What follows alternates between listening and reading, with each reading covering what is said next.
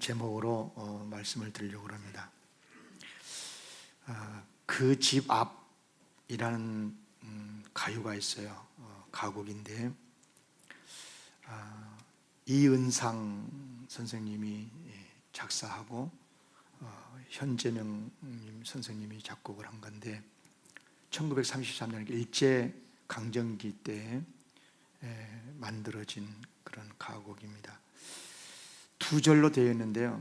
1절은 과거고 2절은 현재로 되어 있어요. 1절 보시면 오가며 그 집 앞을 지나노라면 그리워 나도 몰래 발이 머물고 오히려 눈에 띌까 다시 걸어도 대오면 그 자리에 서졌습니다.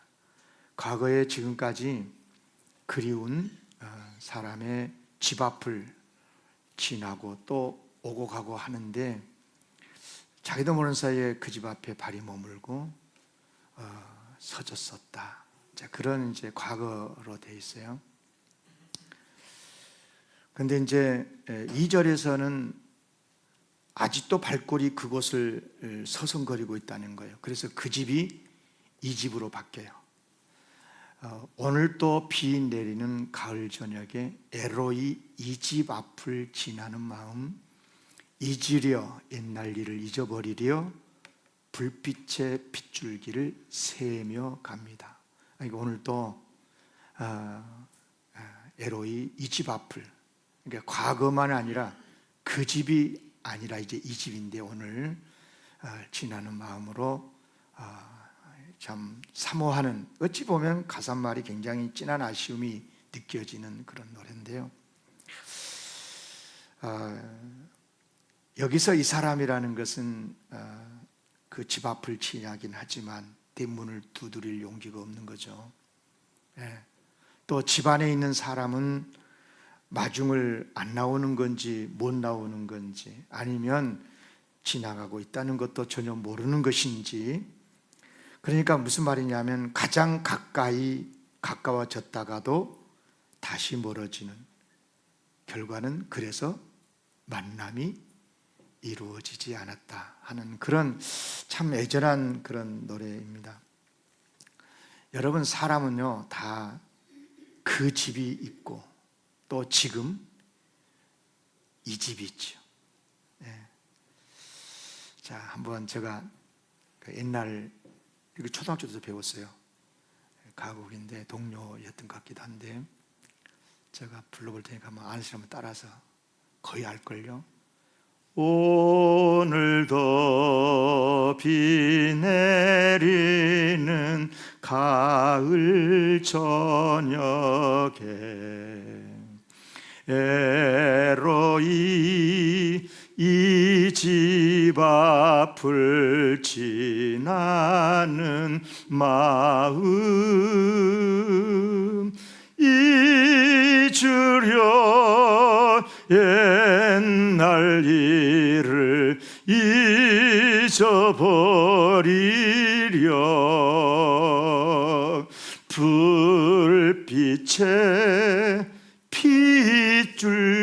빗줄기를 세며 갑니다.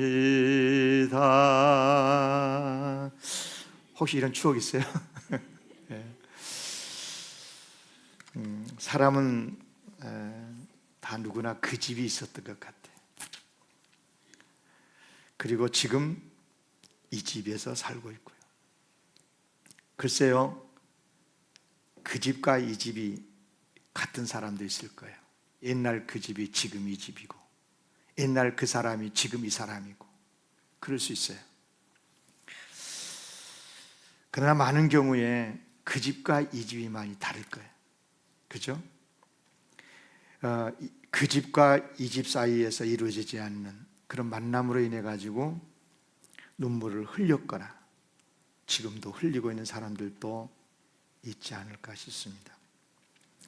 이 노래에서 그 집, 이 집은 물론 사모하는 사람일 수도 있겠지만은 이 노래가 일제 강점기 때 만들어졌기 때문에 아마 그토록 원하고 원하지만 아직 만나지 못하고 있는 민족의 독립, 민족의 해방, 아마 그런 것일 수 있겠다 생각을 합니다. 그렇다면 여러분, 우리에게 그 집은 무엇입니까? 지금 우리가 살고 있는 이 시대는 어찌 보면 만나고 싶어도 만나지 못하는 슬픔이 깊어가는 그런 세상에서 살아가고 있는 것 같습니다. 소통의 수단이라고 하는 전화나 인터넷, 이런 것들은 정말 놀랍게 발전을 했지만 정작 만남이 이루어지지 않는 거죠. 혼자가 되어가고 있어요. 실제로 그럽니다. 혼자 밥 먹고 혼자 잠을 이루고 혼자서 살아가고 있어요. 만남이 이루어지려고 하면 그가 오든지 내가 가든지 아니면 서로 오고 가다가 중간에서 만나야 하는데, 그런데 오지도 않고 가지도 않고 니는 니고 나는 나고. 오늘 우리 현대 사회를 가장 특징 지어지는 그런 이야기가 아닌가 싶습니다. 같이 한 가족으로 살고 있는 것 같아도, 같은 한 나라의 백성이면서도 서로 마음이 나눠져 있고, 니는 니고 나는 나고, 니는 어려움을 당해도 상관없고 나만 행복하면 되고, 서로가 이렇게 만남이 이루어지지 못하고 있는 시대. 여러분 잘 들으셔야 돼요. 성경의 핵심 주제가 만남이라는 것을 아십니까? 하나님께서는 우리 인간에게 아주 값진 선물을 주셨어요. 그게 바로 만남이라는 겁니다. 만남. 하나님께서 최초의 인간을 만드셨을 때 아담을 흙으로 빚어서 생기를 불어넣어 인간 되게 하셨죠. 그런데 혼자 있는 게 보기에 좋지 않았던 그 아담의 모습을 보신 하나님, 그래서 그에게 하와를 만드셔서 만나게 주셨잖아요. 만남이 이루어졌을 때 그들은 행복했어요. 그러지 않습니까? 그렇습니다. 하나님께서는 우리에게 이 세상을 사는 날 동안 꼭 필요한 만남이라고 하는 선물을 주셨어요. 부부간의 만남, 그렇죠. 또 부모와 형제 간의 만남 뿐만 아니라 친구지간의 만남, 그래요. 꼭 필요한 만남인 게 사실이죠. 그러나 여러분, 이런 만남과는 비교할 수 없는 만남이 있어요. 상상하기 어려운 어마어마한 만남, 하늘과 땅의 만남이고요. 가장 거룩하신 분과 가장 추악한 만남, 이의 만남이고, 가장 위대한 분과 가장 미천한 이와의 만남. 무슨 만남이겠어요? 하나님과 인간의 만남. 성경의 이야기는 다 창세기부터 요한계시록까지 그 많고 많은 사건들이 있지만 딱 한마디로 규정하면 하나님과 인간 사이가 만나짐으로 인해서 이루어진 이야기들이에요. 따라합시다. 하나님과 인간의 만남. 아멘. 그래서 이루어진 사건들, 그것이 바로 성경의 이야기거든요. 그래요. 하나님께서 노아를 만나 주심으로 해가지고 물로 심판을 받을 수밖에 없을 만큼 잘못되어 있는 세상에서 노아를 구원해 주시잖아요. 또 아브라함을 만나 주심으로 해서 믿음의 조상이 되게 해주시고, 또 하나님께서는 사울에게 쫓기는 다윗 만나 주셔서 구원해 주시고 이스라엘 왕이 되게 해주시고, 잘못된 사람도 만나 주셔요. 그렇게 잘못된 사람, 다메섹 성도들을 죽이려고 잡아오려고 했었던 잘못된 그 사울을 만나서 그를 새로운 인생을 살 수 있도록 이름조차 바울로 바꿔서 사도 바울로 그렇게 살게 해 주셨어요. 그렇습니다. 하나님과의 만남이라는 것, 이것이 바로 구원인 줄로 믿습니다. 하나님과의 만남은 구원입니다. 어느 누구든지 예는 아니에요. 누구라도, 어떤 사람이라도 하나님께서 만나 주신 사람은 다 변화됐고 구원받았고 하나님의 복을 받은 줄로 믿습니다. 그래서 신앙생활 하는데요, 신앙생활의 핵심 주제는 뭐냐? 주님과의 만남, 하나님과의 만남인 거죠. 주님을 만나야 구원이 이루어지기 때문에 그렇습니다. 오늘은 이제 대림절 둘째 주일로서 우리를 만나주시는 하나님 이야기를 좀 하면서 은혜를 나누려고 하는데요, 그런데 여러분, 하나님과 만난다고 그럴 때 그 핵심 주제가 있어요. 그게 뭐냐면 하나님의 아들 예수 그리스도께서 이 세상에 오셨다는 거예요. 무엇 하려고? 우리를 만나서 구원해 주시려고. 아멘. 연세대 철학과 교수님이셨죠. 이분이 이제 정현종 시인이라고, 이분이 방문객이라는 이제 시를 썼는데 아주 유명한 시죠. 이 시의 초반부에 이렇게 돼 있어요. 사람이 온다는 것, 실은 어마어마한 일이다. 그는 그의 과거와 현재와 그리고 그의 미래와 함께 오기 때문이다. 한 사람의 일생이 오기 때문이다. 역시 시인답게 표현했는데요. 그래야 한 사람이 내게 온다. 어떤 사람이든지 내게 찾아온 그 한 사람이 온다는 것은 사실은 지금의 그 사람의 현재만 온 게 아니라 그 사람의 과거도, 그 사람의 현재도, 심지어 그 사람의 미래까지도 다 내게 오는 거잖아요. 그렇지 않습니까? 길게 설명할 이유 없잖아요. 우리 예수님께서 우리에게 찾아오실 때도 마찬가지였어요. 예수님께서 이 세상에 우리를 만나게 주시기 위해서 오실 때 현재로만 오시는 것이 아니고 예수님의 과거도 가지고 오시고 예수님의 현재도 가지고 오시고 예수님의 미래까지도 다 가지고 오시고 예수님의 전체가 다 우리에게 오셨다라 그 말입니다. 그렇습니다. 예수님께서는요, 우리를 찾아오시기 위해서 과거 오래전부터 준비하셨다고 그러잖아요.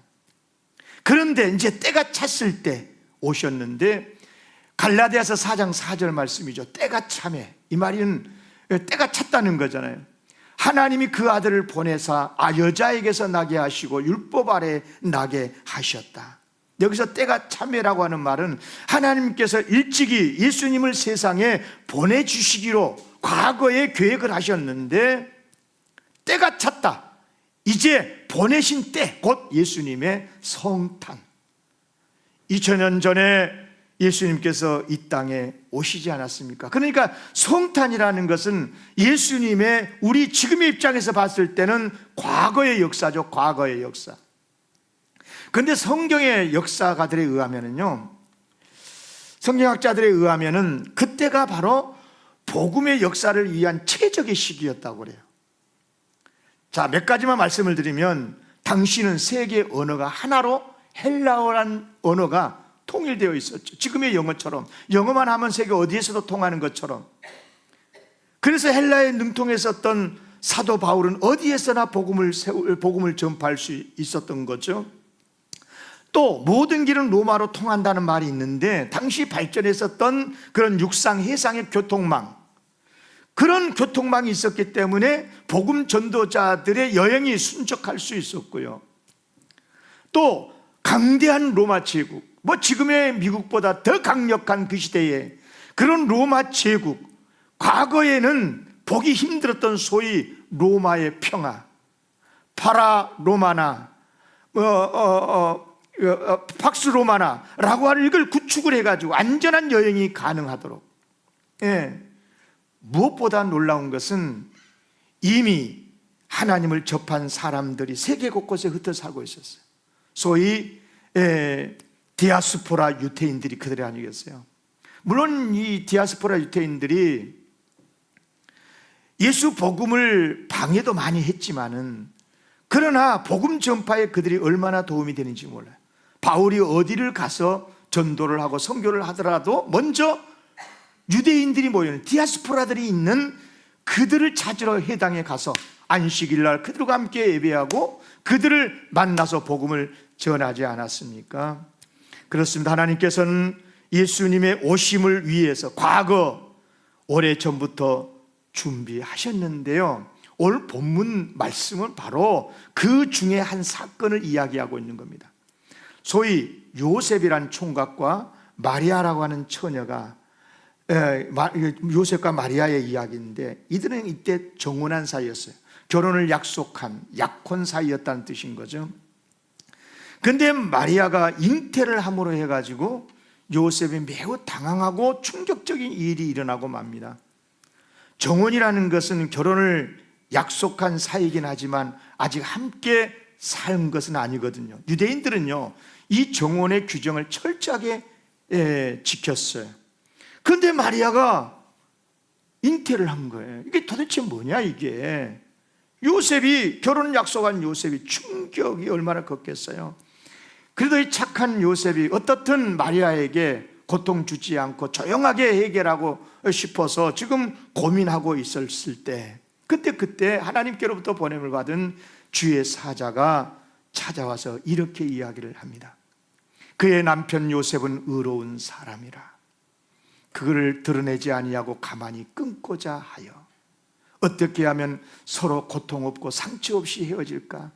이런 것들을 고민하고 생각할 때 주의 사자가 현몽하여 말씀합니다. 다윗의 자손 요셉아, 내 아내 마리아 데려오기를 무서워하지 말라.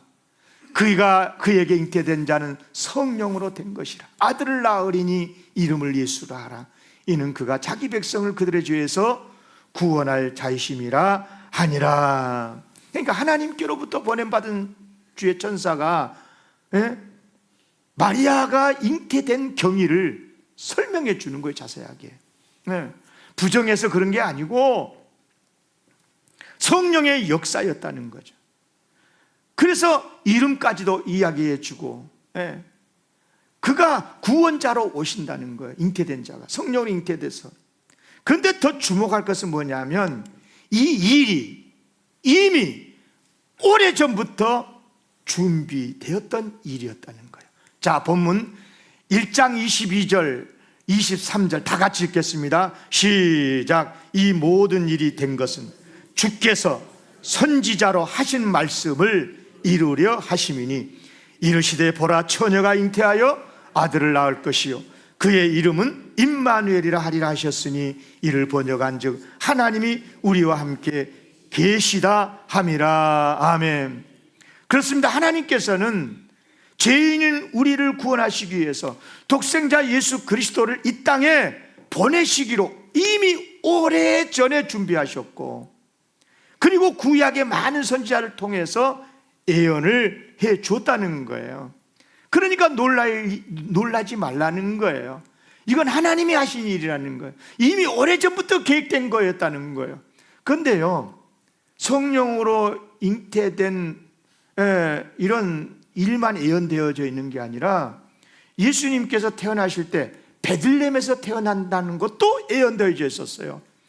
미가서 5장 2절 베들레헴 에브라다야, 너는 유다 족속 중에 작을지라도 이스라엘을 다스릴 자가 내게서 내게로 나올 것이니라. 베들레헴에서 탄생한다는 거잖아요. 그대로 되었지 않았습니까? 또 예수님께서는 이제 예루살렘에 입성하실 때 인류를 구원하시기 위한 구세주가 되기 위해서 예루살렘에 나귀 새끼를 타고 입성하시는데요, 그것조차도 예언되어 있는 거예요.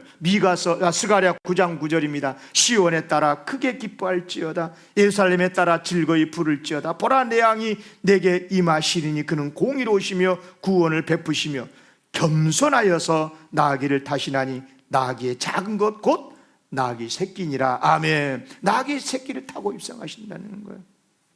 뿐만 아니라 예수님이 고통스럽게 십자가에 달려서서 죽으신다는 것도 이미 오래전부터 계획되었다는 거예요. 이사야 53장 5절 말씀이에요. 그가 찔림은 우리의 허물 때문이고 그가 상함은 우리의 죄악 때문이라. 그가 징계를 받음으로 우리는 평화를 누리고 그가 채찍에 맞음으로 우리는 나음을 받았다. 예수님이 십자가에 죽으신 다음에 기록된 말씀이 아니고 500년, 600년 전에 이사야 선지자를 통해서 하나님이 미리미리 말씀하셨는데, 계획대로 과연 예수님은 이처럼 준비되셔서 때가 참으로 우리에게 오셨다. 그러니까 예수님이 세상에 오신 것은 태어나신 그때 현재만 아니고 과거의 예수 그리스도께서 현재에 오셨다 그 말이에요. 아멘. 그러면 오셔서 지금은 예수님께서 무엇을 하고 계실까? 어떻게 하고 계실까? 우리를 만나서 우리와 함께 계신 줄로 믿습니다. 그래서 임마누엘의 예수님이셔요. 우리와 늘 함께 하시는 예수님. 아멘. 그래, 우리의 집 앞을 왔다 갔다 하면서 거닐기만 하시는 게 아니라, 죄인인 우리야 부끄러워서 숨을 수 있지만, 그러나 먼저 예수님께서 적극적으로 우리의 집, 우리의 심장을 두드리시고 열어 제치시고 들어오셔서 우리를 안아주시고 우리의 영혼을 품어주시고, 아멘. 그러시면서 말씀하시지요. 우리의 눈물을 닦아주시면서 울지 마라, 내가 왔다. 너의 죄를 내가 다 씻었어 라고 말씀해 주시는 예수님. 아멘입니까? 그래요. 그래서 지금도 얼마나 많은 사람들이 감사의 눈물을 흘리며 주님과 함께 살고 있는지 모릅니다. 여러분은 눈물을 흘리며 주님을 믿는 사람들은, 우리는 표면적으로 보면 그 사람의 현재밖에 못 보니까 무슨 안타까움이 있어서, 무슨 일이 있어서 저렇게 눈물을 흘리나, 뭐가 저렇게 좋아서 기뻐하나, 그렇게 말할 수 있지만, 그러나 이미 그는 예수님의 그 사랑과 은혜를 입은 자로서, 예수님의 그 지난날의 사랑을 체험한 자로서, 그래서 지금 내가 비록 형편이 어렵고 고통스러울지라도 감사의 눈물을 흘리면서 주님과 함께 살고 있는 줄로 믿습니다. 우리도 똑같아요. 오늘 이 자리에 나와서 하나님께 예배를 드릴 수 있는 것도 임마누엘 되신 예수님께서 우리와 함께 하시기 때문인 줄로 믿습니다. 그러므로 우리는 지금 우리와 함께 하시는 주님과 함께 즐기고 감사하면서 살아야 될 줄로 믿습니다. 뿐만 아니라요, 예수님의 오심이라는 것은 미래도 포함이 됐어요. 예수님께서 이제 십자가에 죽으시고 부활하신 다음에, 다시 하신 다음에 40일쯤 있다가 승천하시잖아요. 승천하시면서 뭐라고 말씀하시냐면 다시 오신대요. 사도행전 1장 10절 11절 보면 올라가실 때 제자들이 자세히 하늘을 쳐다보고 있는데, 흰옷 입은 두 사람이, 천사겠죠, 그들 곁에 서서 뭐라고 말하냐? 갈릴리 사람들아, 어찌하여 서서 하늘을 쳐다보느냐? 너희 가운데서 하늘로 올려지신 이 예수는, 지금 하늘로 승천해 가신 이 예수는 본 그대로, 하늘로 가심을 본 그대로 오시리라, 재림을 약속하시고 가신 거죠. 그렇습니다. 우리의 소망이 바로 여기에 있는 거예요. 예수님께서 미래를 가지고 오신다고 약속하셨잖아요. 저는 믿어요. 과연 우리 예수님께서는 우리와 영원히 나눌 영생의 복을 약속대로 가지고 오실 줄 믿습니다. 그렇다면 그날까지 우리가 할 일이 있어요. 뭘까? 따라하겠습니다. 예수님을 마중하자. 다시, 예수님을 마중하자. 여러분, 예수님께서 처음에 오실 때는, 2000년 전에 처음에 오실 때는 우리가 하는 게 아무것도 없었어요. 그때 태어나지도 않았겠지만, 없었으니까 못했겠지만, 더 정확하게 말하면 있다고, 그때 살았다고 하더라도 할 수 있는 게 아무것도 없어요. 죄인이기 때문인 거죠. 그래서 예수님께서 우리 인생의 문을 두드리시고 여실 때까지 웅크리고 있을 뿐이었는데, 그런데 지금은 달라요. 다시 오실 예수님은 달라요. 언제 오실랍니까? 그저 기다리고만 있어서는 안 된다 그 말이에요. 예수님을 맞기 위해서, 다시 오신다고 하셨으니까 예수님을 맞기 위해서 적극적으로 살아야 되는데, 그것이 바로 마중을 나가는 삶이다 이 말이에요. 나 같은 죄인을 구원해 주신 그 주님의 은혜를 입은 자로서 이제는 주님 없으면 살 수 없고, 주님의 도우심 속에서 살아가는 자로서 우리는 매일매일의 삶을 감사함으로 다시 오실 예수님을 만날 그날을 꿈꾸면서 마중 나가는 삶을 살아야 된다는 거예요. 마중 나간다 그러니까, 여러분, 우리가 마중 나간다는 것은 오실 예수님을 영접하기 위해서 간다는 그 뜻이잖아요. 만나기 위해서. 그런데 여러분, 우리가 예수님을 만날 때 만나는 방식은 두 가지예요. 두 가지 중에 하나일 겁니다. 하나는 뭐냐면, 예수님께서 약속하셨으니까, 다시 오신다고 했으니까 우리가 죽기 전에 다시 오시면 우리가 만나겠죠. 또 하나는 뭐냐, 그런데 오신다고 약속을 했는데 우리가 먼저 세상을 마감하고 가버릴 수 있잖아요, 천국에. 그러면 우리가 이 삶을 마치고 예수님께로 가면 천국에서 예수님을 만날 수 있겠죠. 두 가지 중에 하나일 거예요. 그러면 예수님이 재림해서 만나든, 아니면 우리가 먼저 세상의 삶을 마치고 천국 가서 만나든, 그날은 언제쯤일까요? 언제쯤에 우리는 예수님을 만나 배울 수 있을까요? 10년 후에쯤? 20년 후에쯤? 40년, 50년 후에쯤? 그럴 수 있을 거예요. 그러나 아무도 모르는 거죠. 만약에 예수님께서 재림하신다면, 우리가 죽기 전에 예수님을 만난다면 어디에서 만날 수 있을까요? 서울 당산동에서 예배드리다가 잠자다가, 아니면 지방에 출장 가서 살다가 생활하다가, 방 안에서 방 밖에서 일하다가, 집 밖에서 일하다가, 글쎄요, 아는 것은 아무것도 없어요. 아무도 몰라요. 재림에서 만나든 아니면 우리가 죽어서 만나든 그날을 아는 사람은 아무도 없어요. 어디서 만날지도 몰라요. 어떤 상태에서 만날지도 몰라요. 그러나 여러분 잘 들으세요. 우리의 삶은 언제 어디에서 만나 뵐지 모르지만 분명한 게 뭐냐, 우리 예수님께서 우리에게 도착해서 만나실 때까지, 만나 주실 때까지 우리는 결코 가만히 앉아서 기다릴 수만은 없다는 것입니다. 우리도 주님을 향해서 적극적으로 마중 나가는 삶을 살아야 된다는 것입니다. 가다가 주님을 만나기를 원한다는 것입니다. 여러분, 이 세상에서 우리가 산다는 것이 바로 그거예요. 신앙생활이라고 하는 게 뭐냐, 그냥 오신다고 그랬으니까 그냥 아무것도 손발 다 묶어놓고 아무것도 하지 않고 예배만 드리고 있느냐, 그런 건 아니고, 적극적으로 오신다고 약속했으니까 오실 그 주님을 만나는 그날까지 힘써서 마중하는 삶을 살아야 한다 그 말이에요.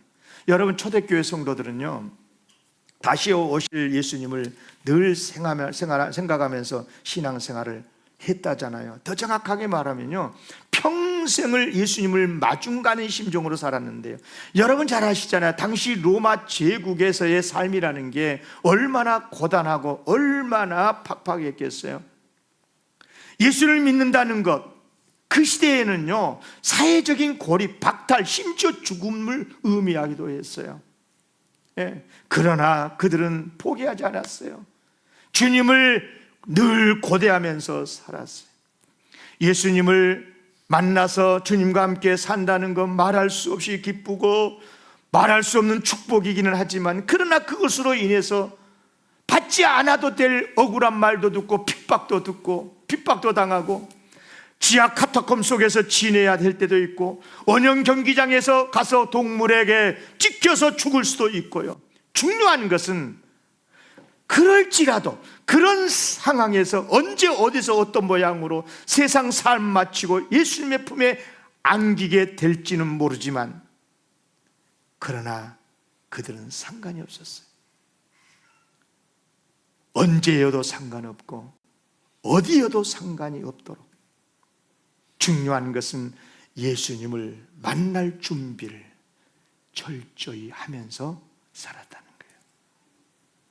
저는 신앙생활이 그렇다고 생각해요. 우리가 예수 믿고 산다고 하지만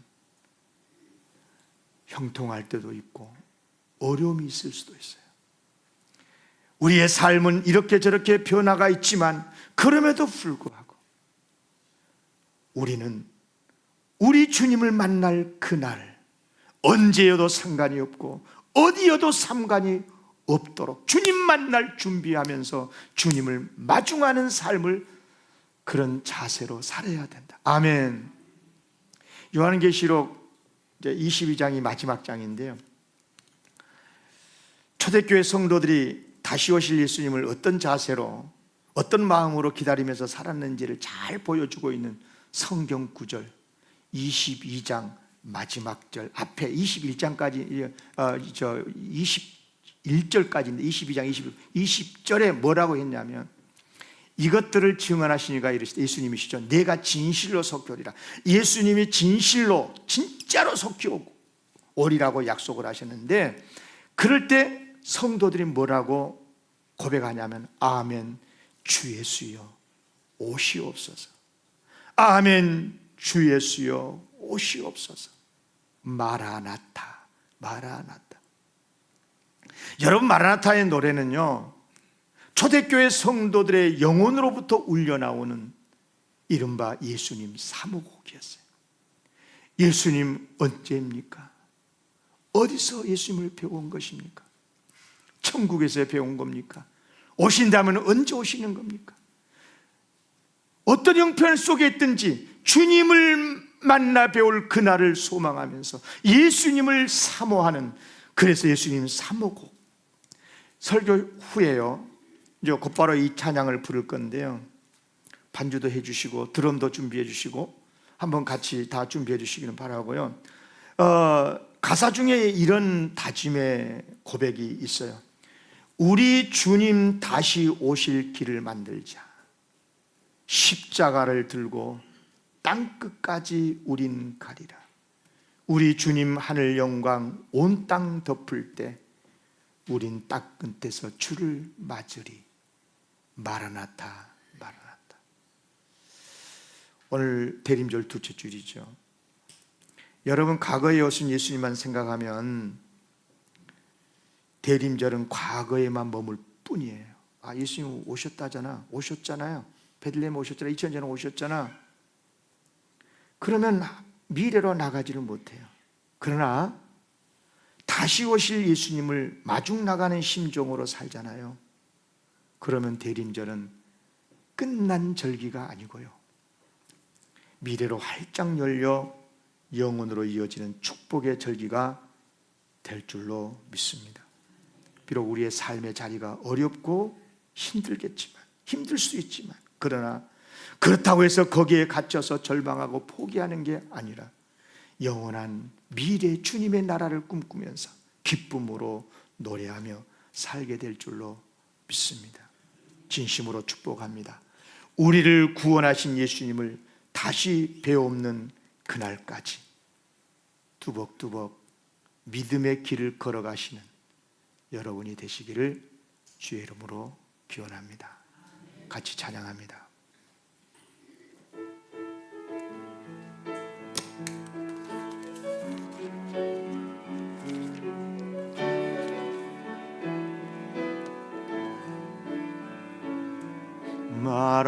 마라나타 주 예수여 어서 오시옵소서. 땅의 모든 끝 모든 족속 주를 찬송하게 하소서. 마라나타 주 예수여 어서 오시옵소서. 모든 열방이 주께 돌아와 춤추며 경배하게 하소서.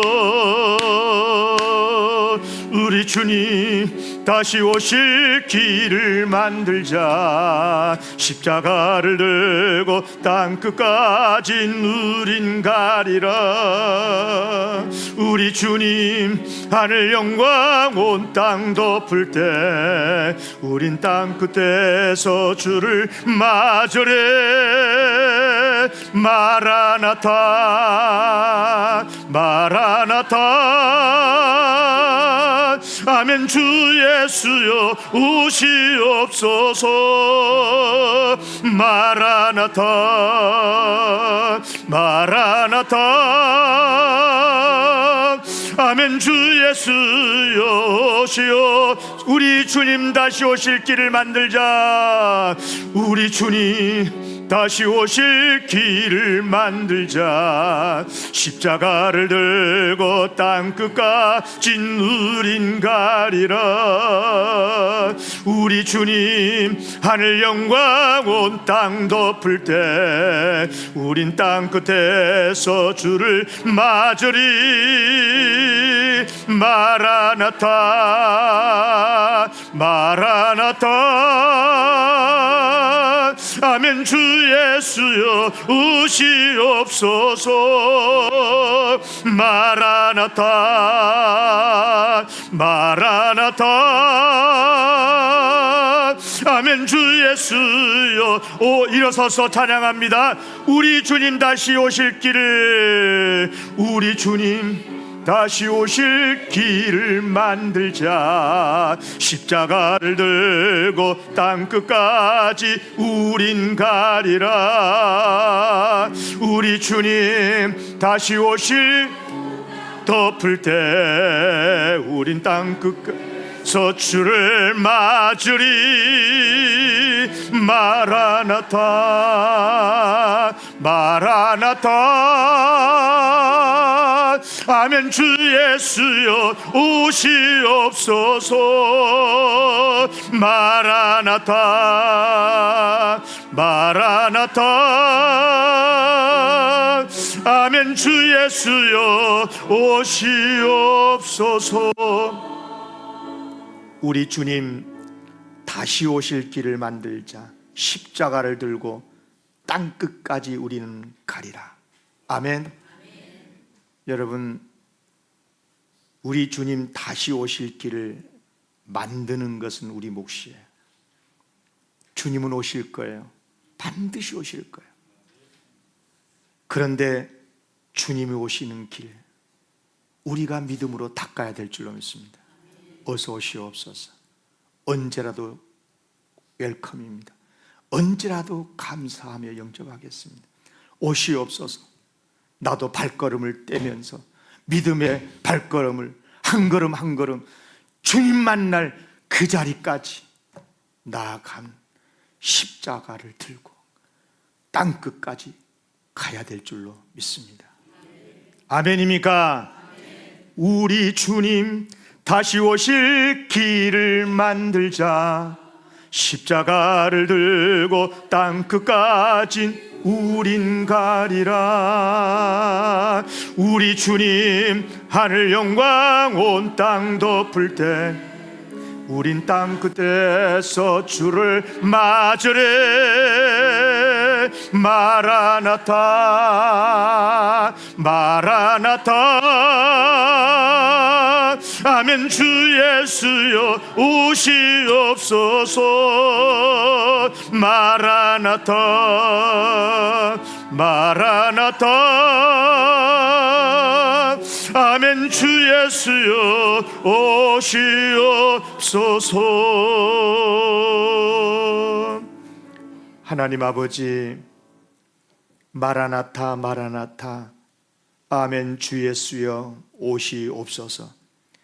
오셔서 십자가 부활을 통하여 우리를 만나주시고 구원해 주셨던 주님, 매일매일 임마누엘 주님께서 함께 하시는데 다시 만날 그날까지 뚜벅뚜벅 믿음의 길을 걸어가는 마라나타의 신앙을 회복시켜 주시기를 원합니다. 우리의 걸음걸음이 때로는 어려움이 있고 힘들 때도 있을지라도 주님 만날, 그래서 영생복락 누릴 그날까지, 새하늘과 새 땅에서 영생 누릴 그날까지 주여 멈추지 않고 십자가를 달게 지고 믿음의 길을 걸어가게 하여 주시옵소서. 우리 영광교회 성도들이 그런 성도가 되게 하여 주시옵소서. 예수님의 이름으로 기도하옵나이다. 아멘. 반갑습니다. 인사하겠습니다.